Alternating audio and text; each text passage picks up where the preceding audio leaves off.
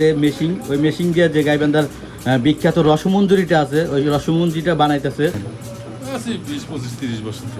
Hello guys, আসসালামু আলাইকুম। আমি এখন যেখানে আছি এটা হচ্ছে গাইবান্ধার যে বিখ্যাত রসমঞ্জুরি বলে সেই রসমঞ্জুরির দোকানে, এবং কিভাবে রসমঞ্জুরি বানায় সম্পূর্ণ প্রসেসটা আপনাদেরকে দেখাবো।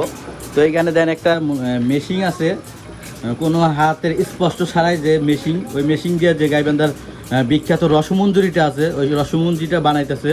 তো এখানে এক কাকা আছে, ওনাকে আমি জানবো যে কিভাবে কোনো স্পষ্ট ছাড়াই এখানে রসমঞ্জুরিটা বানায়।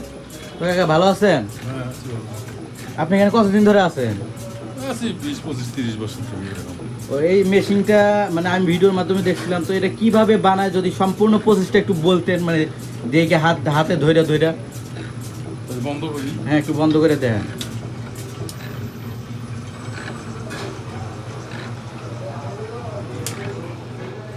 এটা প্রথমে ফ্যাট দেয়।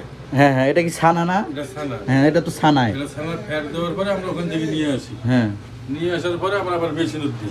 এই মেশিনে না? হ্যাঁ, মেশিনে দিই। হ্যাঁ, মেশিনে দেওয়ার পরে মেশিন চালু করলাম। হ্যাঁ হ্যাঁ, চালু করার পরে আবার শুরু হয়ে গেল গুটি কাটা। এটা অটো কাটা যায় না? হ্যাঁ, অটো মানে ওই সাইজে অটো কাটা যায়। দেন এটা দিয়ে এটা দিয়ে পাকায়, এটা দিয়ে গুটিটা পাকায়। দেন এটা হচ্ছে এই সেটা ওখানে যায়।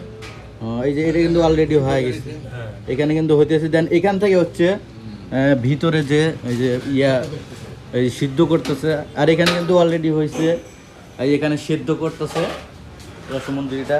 এই যে এখানে এগুলা কি হয়েছে না কি করুন ভাই? এগুলা মানে এগুলা অলরেডি হয়েছে, শুধু দুধের ভিতরে দিলে এগুলা ওকে, এগুলা খাওয়ার উপযুক্তি। তো ওই ভাইয়ের কাছে আমি আরেকবার যাই, চালু করেন আরেকবার। হ্যাঁ, এই যে